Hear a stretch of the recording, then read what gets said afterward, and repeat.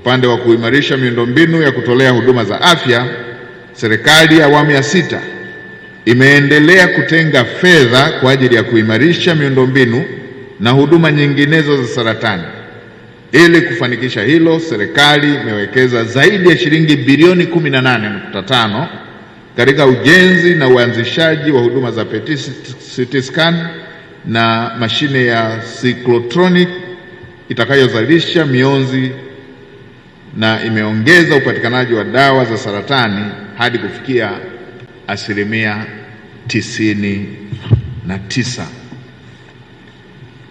Vilevile serikali itaendelea kusambaza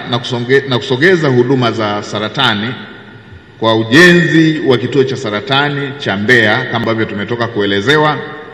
kuweka mashine za tiba ya mionzi katika hospitali ya KCMC pamoja na ujenzi wa jengo na kuweka mashine za mionzi katika hospitali ya Benjamin Mkapa kama ambavyo tumetoka kuelezewa.